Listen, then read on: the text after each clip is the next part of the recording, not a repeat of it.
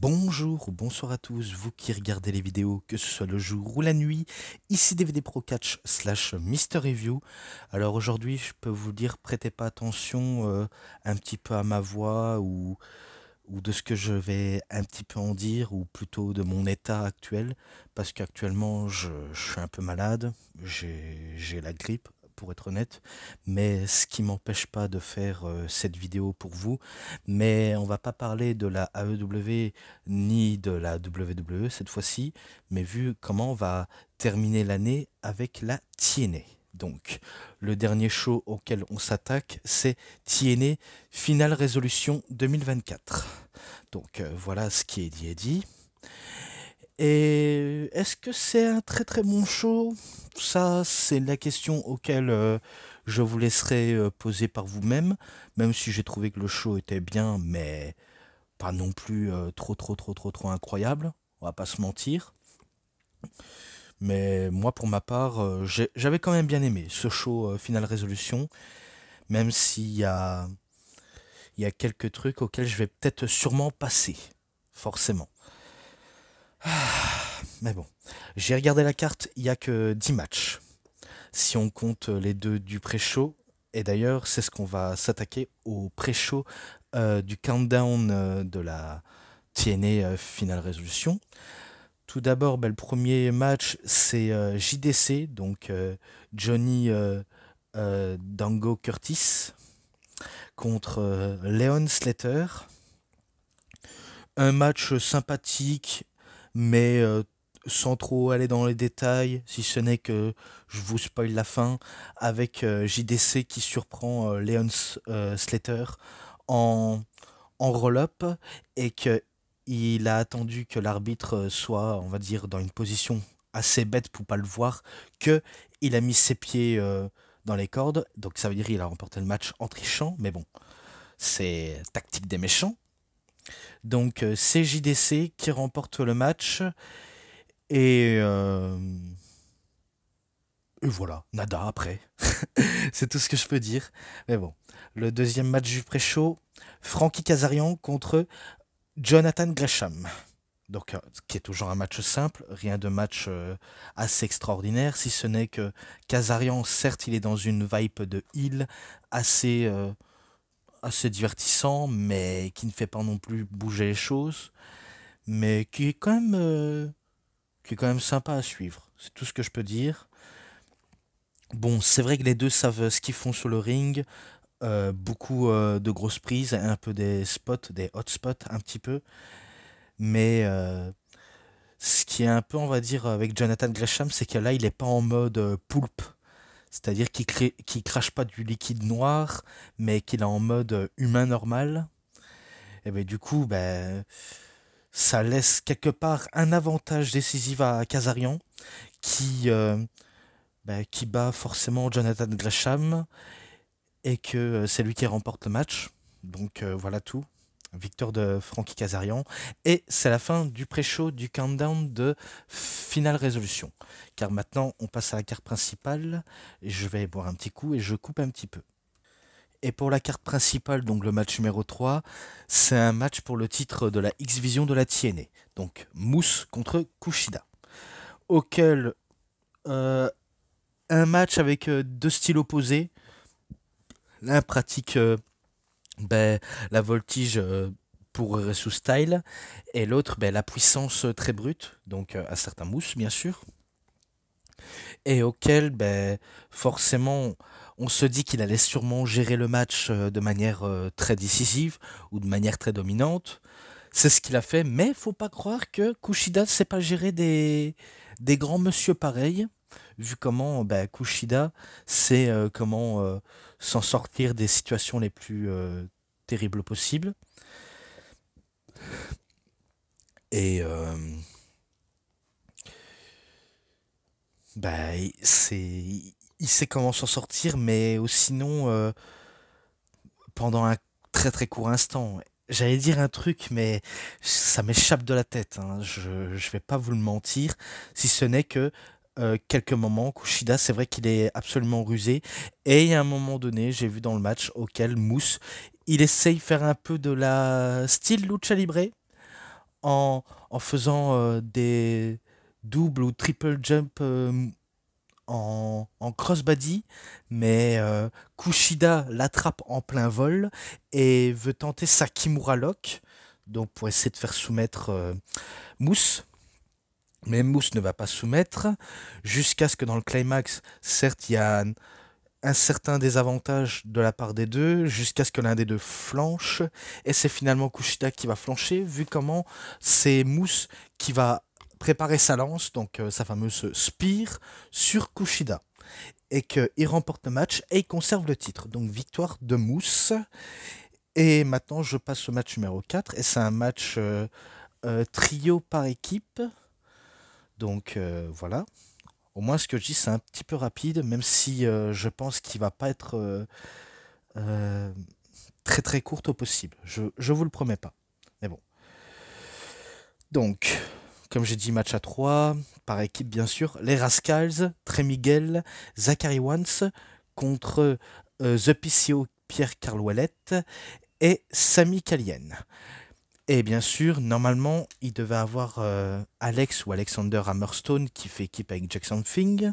Mais Jackson Fing, vu comment il est tout seul parce que son partenaire, soit il s'est blessé ou alors il se passe quelque chose, j'en ai aucune idée, décide de pas se présenter. Eh bien, bah, Jackson Fing, lui, veut pas, on va dire, s'arrêter là, vu comment il veut, euh, il veut tout simplement catcher tout seul, comme il sait très bien faire. Après, est-ce qu'il peut réussir tout seul en équipe? Je crois pas. Je ne crois pas du tout. Bon, il y a beaucoup de choses à dire dans ce match, hein, si ce n'est qu'il y a trop de choses à dire. Des spots qui peuvent être marquants pour ceux qui viennent de regarder pour la première fois de leur vie. D'autres que on peut passer à côté, si je peux me permettre. Je me rappelle, c'était un bon match par équipe, mais qu'est-ce que je voulais que je dise de plus? J'essaye d'en dire un peu plus, mais si ce n'est que, certes, le match est excellent, mais il y a peu grand-chose à dire. Très très peu grand-chose à dire. Soit c'est l'équipe de PCO et Kalien qui remporte le match, soit c'est Jackson Fing à lui tout seul, ou encore les Rascals. Et bien finalement, après que les trois, entre guillemets, trois ennemis équipes qui se mettent dessus et qui veulent quelque part se tirer dessus verbalement comme physiquement pour avoir le dernier mot et pour avoir le mot de la fin du match. Finalement, ce ne sera pas ni PCO, ni Kalien, ni Jack Something, mais bien sûr les Rascals, qui en viennent à bout de deux autres équipes, même si Something était tout seul. Donc vous avez compris, c'est victoire des Rascals.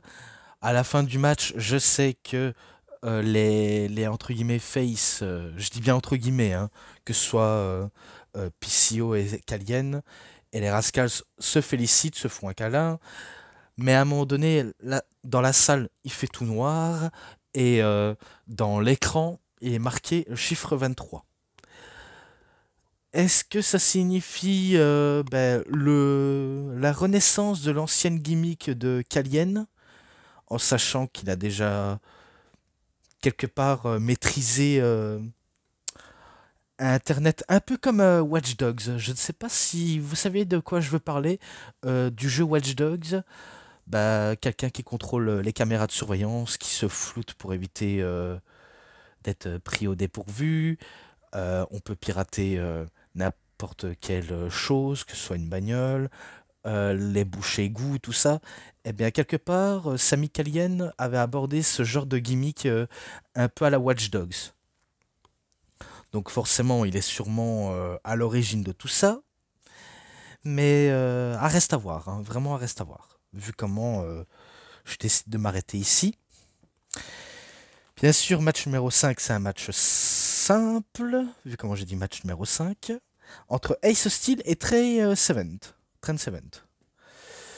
Alors, vu comment Trent Seventh décide de devenir heal parce que c'est fatigant d'être gentil finalement, préfère d'être en représailles avec un des membres de ABC. Et pourtant, ce que je viens de dire tout à l'heure avec les matchs, il y a peu d'histoire, il y a vraiment très très peu d'histoire, mais, euh, mais au final, quelque part, on oublie un peu le côté histoire, vu comment on veut passer à l'action. Parce qu'après tout, c'est pas pour rien pourquoi cette structure s'appelle Total Non-Stop Action Wrestling. Même si on l'a longtemps surnommé Impact.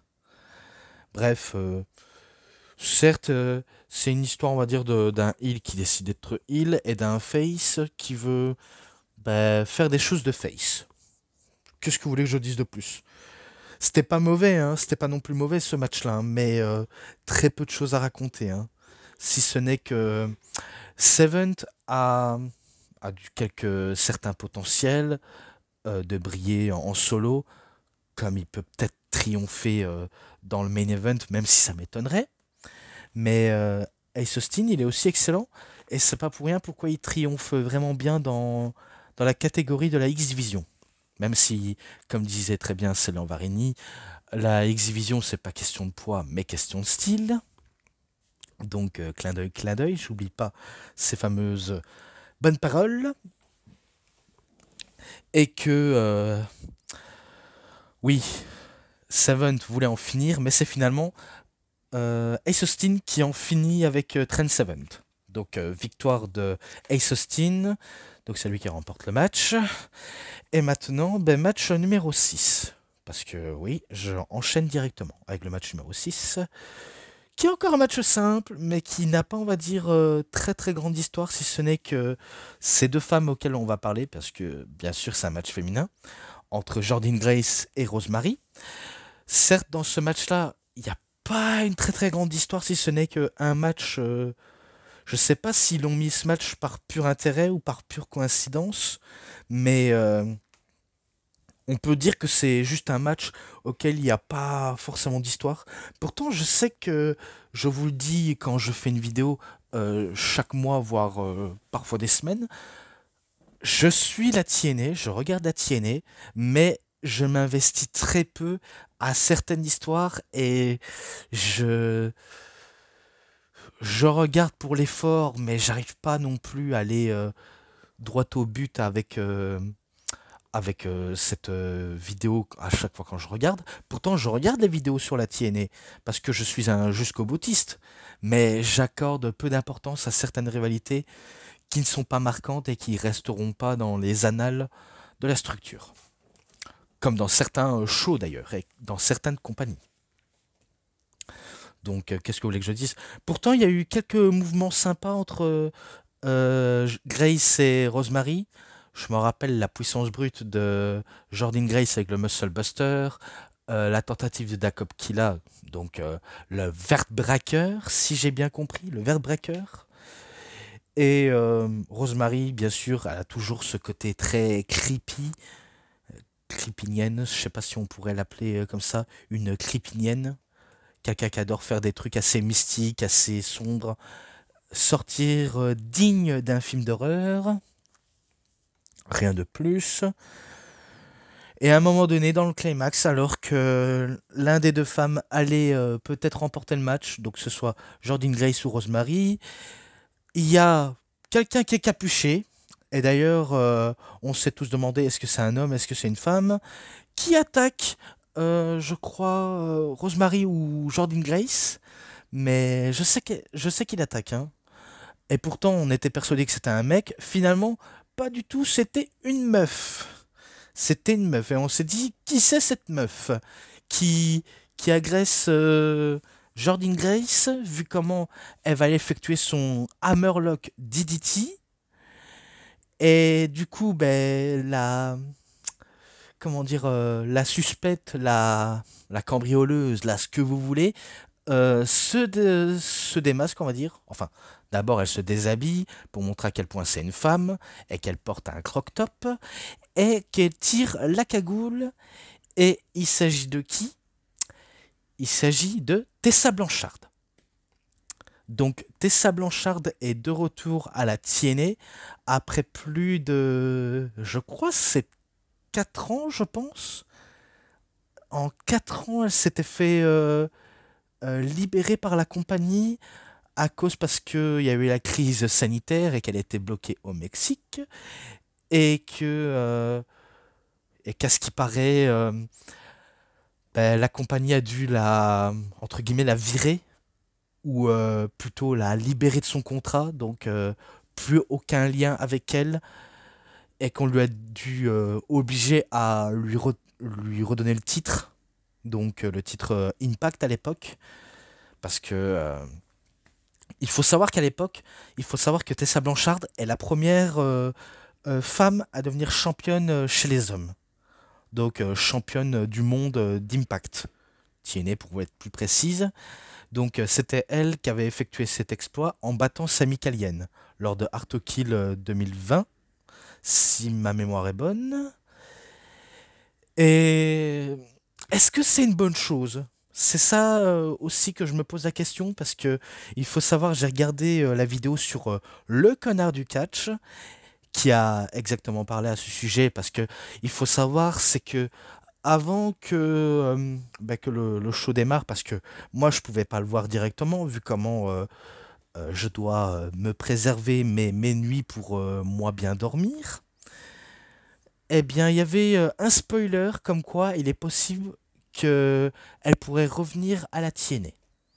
Quelque part on a été spoilé, mais est-ce que c'est une bonne chose?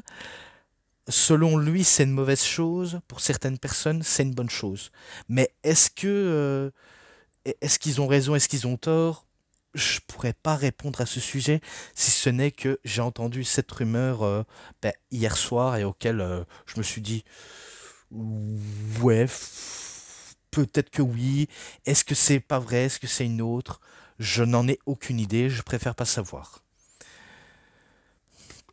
Parce que en même temps, il faut savoir que son contrat de Tessa Blanchard avec la CMLL était terminé. Parce que il y a une affaire auquel même moi je ne savais pas, on va dire très très au début, jusqu'à ce que je découvre et je me suis dit, ah bon, c'est vrai, elle a vraiment dit ça. Euh, Bien sûr, je ne cautionne pas ce qu'elle a dit et ce qu'elle a pu faire par la suite. Tout ce que je sais, il y avait, on va dire, un genre d'erreur, comme par exemple dans le booking de la TNA, avec l'ancienne direction de Scott Damore, qui était bien sûr viré de la TNA, on ne sait pas pourquoi, et pourtant Scott Damore, il a fondé la fondation Maple Leaf au Canada, mais que, à ce qui paraît, lors du booking, eh ben, ils ont dû valider ce projet pour elle d'être championne bah, du monde d'Impact, auquel elle a été championne d'Impact.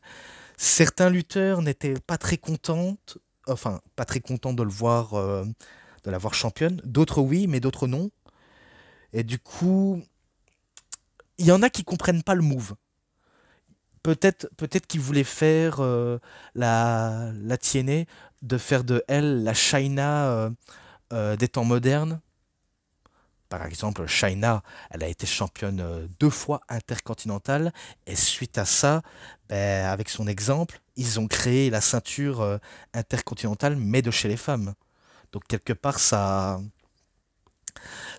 peut, on va dire, avoir un lien avec tout ça.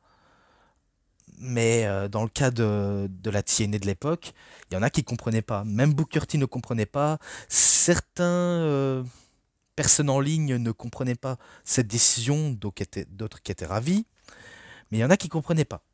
Parce que même moi, quand j'ai vu ça, je me suis dit, ah bon, elle est championne d'impact du côté des hommes et pas de chez les femmes. J'avais pas compris non plus. J'avais pas tellement compris. Et surtout, ben, le deuxième problème qu'il y avait, à ce qui paraît, elle aurait eu un mauvais comportement en coulisses parce qu'elle intimidait, à ce qui paraît, quelques lutteuses avec qui elle n'aime pas travailler. Et, et quelque part, elle s'est un peu attirée de la hit en coulisses avec certaines des lutteuses. À ce qui paraît, hein, je dis bien à ce qui paraît. C'est des bruits de couloir, je ne peux pas dire si c'est vrai ou si c'est pas vrai, parce que il y a que les personnes auxquelles ils ont vu qui peuvent le confirmer, mais moi je peux pas trop donner mon avis là-dessus. Avec certaines catcheuses qui avaient déjà tweeté comme quoi elle aurait intimidé des personnes, ou encore en ligne, on disait qu'elle disait un genre de propos racistes envers une femme de couleur noire qui était, enfin, qui est catcheuse à la CMLL, je crois. Je sais pas comment elle s'appelle. Je crois qu'elle s'appelait Negra. Je peux pas dire le N-word, mais je sais que c'est un genre de nom pareil. Mais c'est tout ce que je peux dire. Le nom des présumées victimes. Donc apparemment, elle aurait dit un propos raciste en plein match, alors que ça se dit pas. Soit ils se sont mis d'accord pour dire ah, je vais dire tel ci, tel là. Est-ce que c'est vrai, est-ce que c'est faux? Je peux pas dire et ni valider de tout ça. Donc bien sûr, je ne cautionne pas le N-word, je ne cautionne pas qu'on dit des trucs absolument racistes, car c'est très mal vu. Parce que maintenant, si tu dis un truc pareil, par exemple, un homme blanc qui dit négro, bien sûr, forcément, c'est sujet comme raciste. Ou encore si on dit des personnes qui sont asiatiques, sale asiatique, euh, un juif, sale juif, tout ça.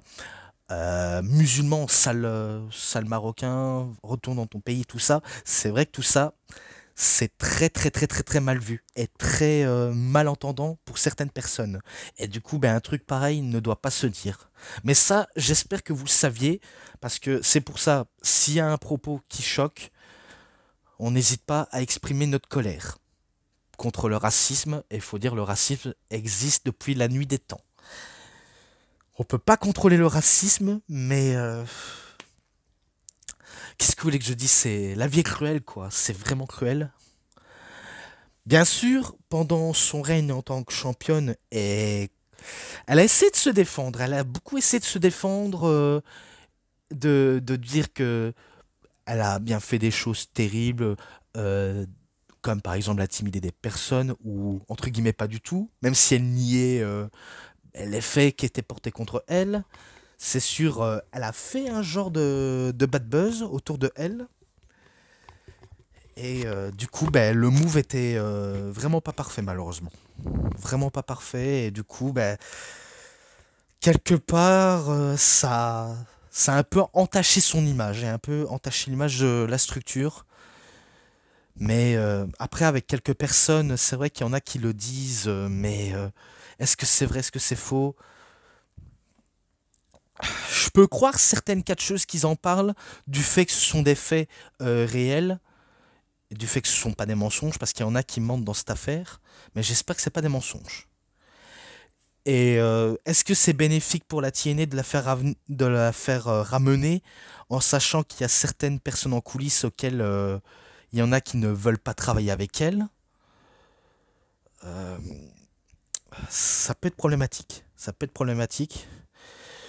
Même si je sais qu'elle avait déjà été dans d'autres promotions, par exemple dans les indies, et notamment dans une structure indépendante que pour les femmes, donc la WOW, auquel Edge Lee dirigeait une structure. Je ne sais pas si elle dirige toujours, d'ailleurs, mais elle était un peu destinée à être la figure de proue dans cette structure.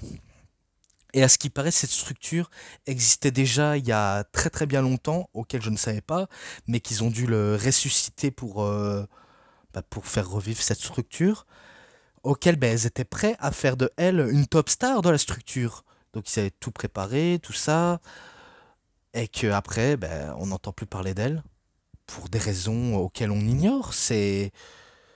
Je... Enfin, c'est le connard du catch qui dit, mais c'est assez bizarre. Jusqu'à ce qu'elle soit exilée au Mexique. Quelque part, quand tu vas dans le circuit indépendant et que les grosses structures ne veulent pas de toi, par exemple, je pense à la WWE, même la EW, la ROH, NJPW Strong, donc New Japan du côté de l'Amérique, ils ne la veulent pas, excusez-moi. À part dans les indies auxquels ils acceptent. Jusqu'à ce qu'elle soit exilée au Mexique, donc notamment à la CMLL, l'une des grosses structures au Mexique. Donc quelque part, elle a accepté. Je me rappelle qu'elle a fait une rivalité contre Stephanie Wacker et quelques rivalités par-ci par-là, même en équipe. Et que voilà, je pense que j'ai tout fait le tour à propos de Tessa Blanchard, si ce n'est qu'elle est de retour. Est-ce que c'est une bonne décision ou pas? Je n'en ai aucune idée. Mais espérons que quelque part dans son contrat, on lui offre un contrat quelque part qui, qui dise que si jamais elle a un mauvais comportement, on la vire sur le champ. Un peu comme avec CM Punk, si jamais il se comporte très très mal, c'est sûr dans son contrat, il peut être licencié à tout moment. Bon, après, faut dire, la TNA, c'est pas la WWE, je sais. Ils ont pas des contrats houleux, ils ont pas des gros chèques assez supérieurs. Mais tout de même, tout de même. Mais bon, si elle est venue, c'est soit parce que c'est pour sauver la division féminine. Et si elle veut, elle peut faire une promo en disant je veux peut-être me mettre à la course au titre du monde chez les hommes, parce que c'est le seul titre auquel j'ai jamais perdu de ma carrière. C'est pas que je l'ai perdu, mais on me l'a retiré, et du coup je veux regagner ce qu'on m'a enlevé. Ou alors, ben, si elle doit rester dans la division féminine, qu'elle reste dans la division féminine. C'est tout ce que je peux dire. Voilà. Je crois que j'ai tout dit sur Tessa Blanchard. Maintenant, je passe ben, au sujet suivant, vu comment j'ai déjà fait le tour de ça. Mais c'est vrai que ça reste à voir. Avec toute cette affaire, ça reste à voir. Mais bon, je coupe un petit peu et après je repoursuis. Donc voilà, je poursuis ma vidéo. Alors bien sûr, dans ce match-là, je sais que ben, ce match, ben, il n'y a pas de vainqueur ni de perdante entre Jordynne Grace et Rosemary, forcément grâce ou à cause du retour de Tessa Blanchard. Et que donc voilà, il n'y a pas de vainqueur ni de perdante, mais voilà tout. Mais ce n'est pas de ça auquel on va parler, vu comment j'ai déjà parlé de ce sujet. Mais le match numéro 7, donc un match à 4, donc un Fatal 4-Way, pour déterminer le challenger numéro 1 pour le titre du monde de la TNA lors du prochain PPV, pardonnez-moi, donc le pay-per-view de la TNA, Genesis 2025. Et bien sûr, je pourrais peut-être le faire. De toute façon, dès l'année 2025, la machine va être encore lancée, que ce soit pour la WWE, la EW justement, qui font un partenariat avec la New Japan, la Stardom, la CMLL, et qu'ils ont mis aussi la Ring of Honor, auquel je vais en parler. C'est vrai qu'en parlant de la New Japan, c'est pas que je ne veux pas faire de vidéo sur la New Japan, mais en fait c'est tellement dur à suivre que euh, tu dois savoir tous les détails, il faut tout suivre, il faut tout regarder, et malheureusement c'est pas facile à suivre cette structure, si ce n'est que je regarde les résultats par la page Wikipédia, je regarde les images photos, quelques vidéos, mais, mais sans plus. Après la CMLL, je regardais aussi la CMLL, mais vu comment cette structure non plus n'est pas facile à trop suivre, à part quelques résultats, quelques photos, voilà, tout peut passer. Pareil pour la Stardom. La Ring of Honor, il est facilement accessible pour moi à regarder, comme la EW, même si tout le reste, c'est pas dingue. Mais bon, de toute façon, tout ça, c'est pour les prochains calendriers. Alors, comme j'ai dit, pour être prétendant numéro 1 au titre du monde à Genesis, Joe Hendry contre Josh Alexander, contre Mike Santana et contre Steve McLean.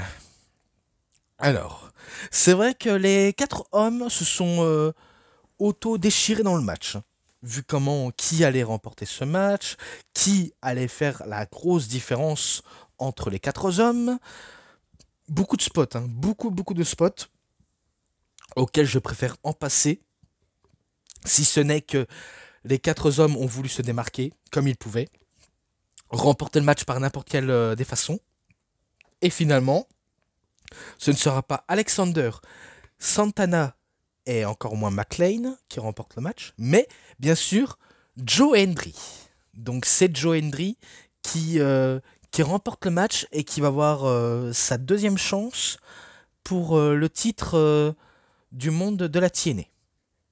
Donc espérons qu'on y croit à fond, parce qu'il faut we believe en lui. Mais après, On entend des rumeurs comme quoi il est possible qu'il pourrait partir du côté de la WWE.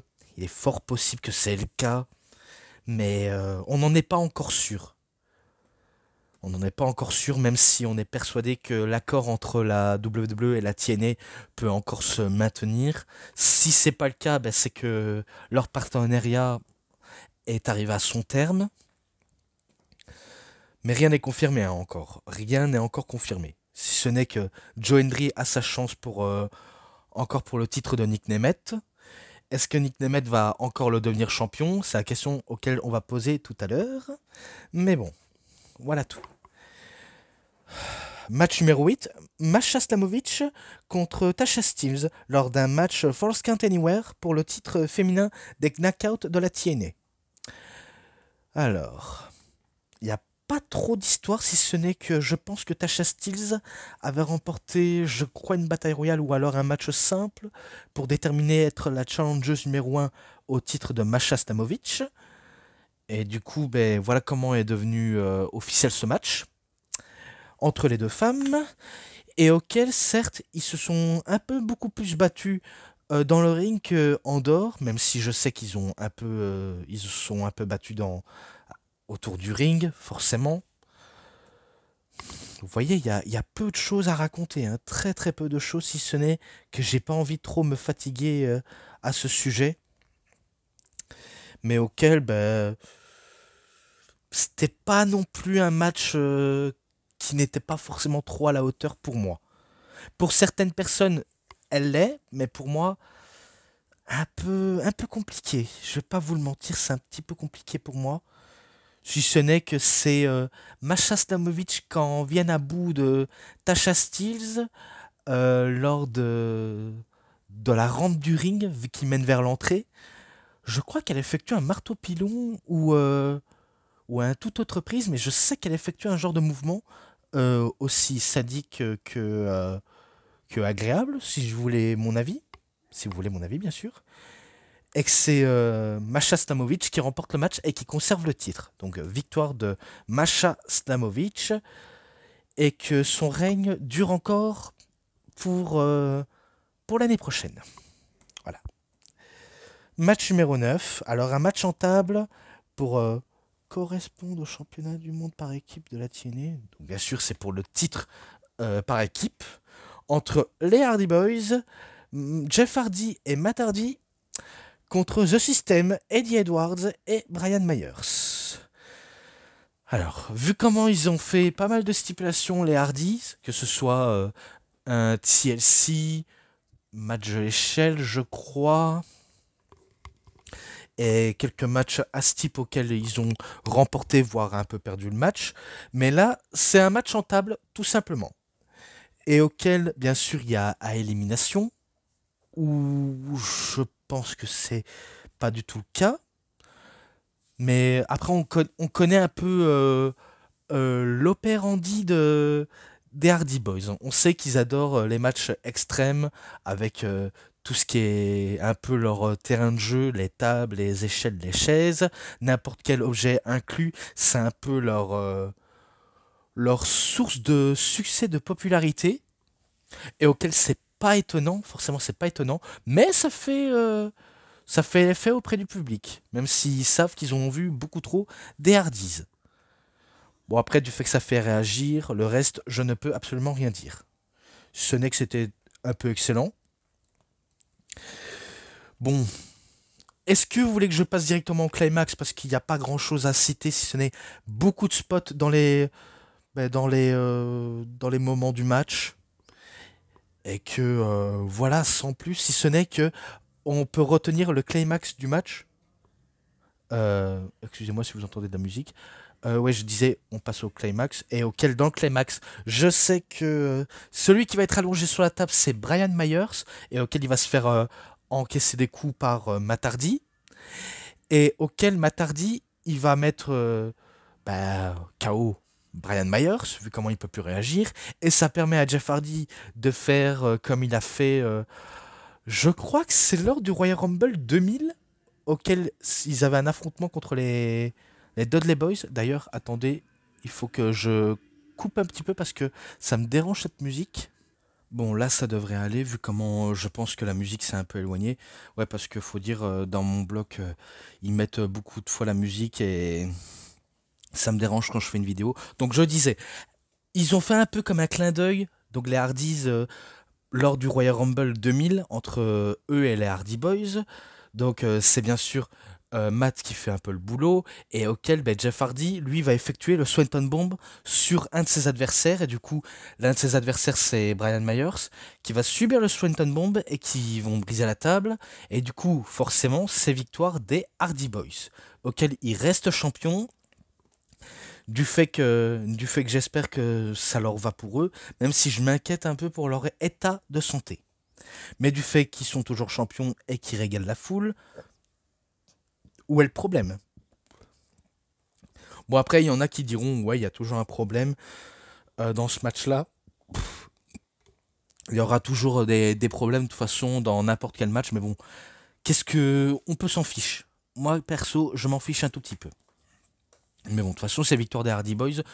On en reste là. Maintenant, on passe directement au main event pour le titre du monde de la TNA.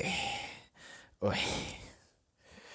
Donc, vous saviez, Nick Nemeth, The Wanted Man, contre AJ Francis, accompagné par Casey Navarro. Donc, bien sûr, ce n'est pas AJ Lee ni AJ Styles, mais AJ Francis, auquel ben, il a sa chance pour le titre. Pourtant, il n'y a pas trop d'histoire autour de cette rivalité, si ce n'est que AJ Francis, vous saviez que à la WWE, on l'appelait Top Dollar. Quelque part, veut prouver à quel point il peut avoir l'étoffe d'un main eventer, même si on le voit pas trop sur cet angle-là. Mais il veut faire entre autres ses preuves. Mais après, quelque part, pour la TNA, c'est un tout petit peu un test pour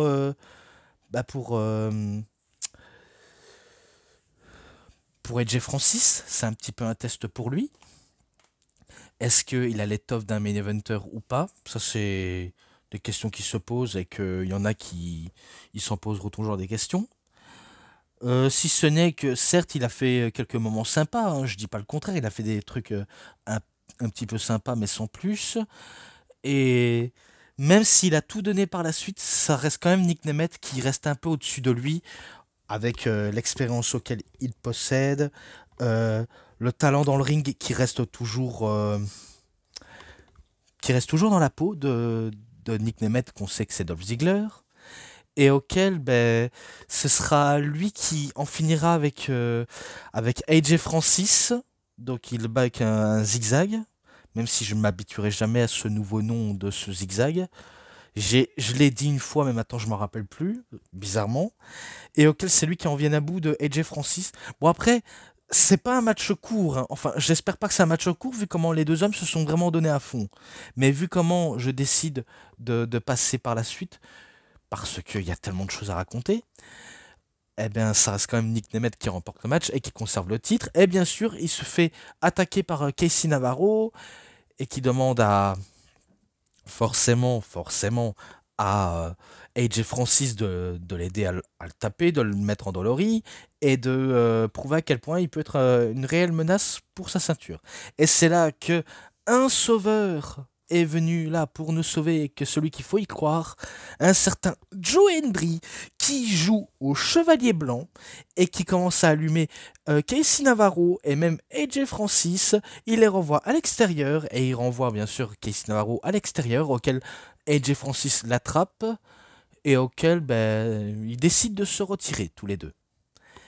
Et bien sûr, ça va laisser entre le challenger, enfin le futur challenger, même s'il a déjà été un des challengers pour Nick Nemeth, il aide à le relever, mais il y a aussi la ceinture, donc il chope la ceinture, Nemeth aussi, et du coup, on a ce face-à-face pour le titre, mais auquel il y a quand même un minimum de respect entre les deux hommes, vraiment un minimum de respect, et auquel ben, les deux se serrent la main, ils se regardent droit dans les yeux, et ils se donnent rendez-vous pour Genesis 2025.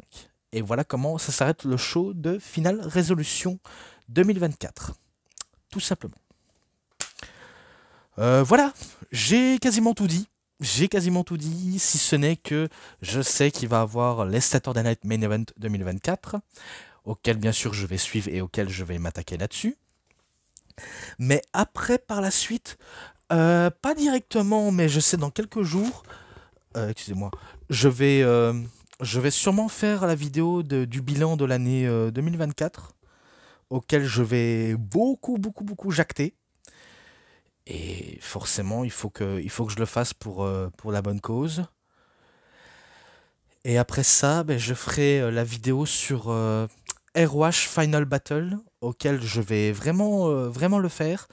Et auquel on va pas se mentir, c'est vrai, pour la ROH, c'est vraiment pas une très bonne année pour eux.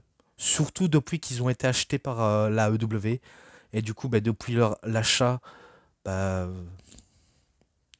la structure, les shows eux-mêmes sont pas très intéressants.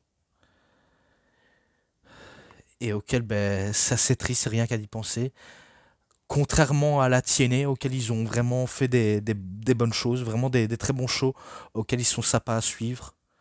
J'ai vraiment pas du tout rien à reprocher à la TNA, si ce n'est quelques décisions de booking un peu fait aux fraises, quelque part comme ça. Mais rien de problématique de tout ce que je peux en dire sur la TNA. Après la EW, ils ont fait des bons trucs hein, cette année. Hein. Ils ont fait vraiment des très bons trucs. Mais parfois, l'erreur de booking est toujours présente dans leur show. Que ce soit les weekly ou les PPV. Bon après, pour la WWE, c'est pas surprenant. Ils ont fait des mauvais trucs.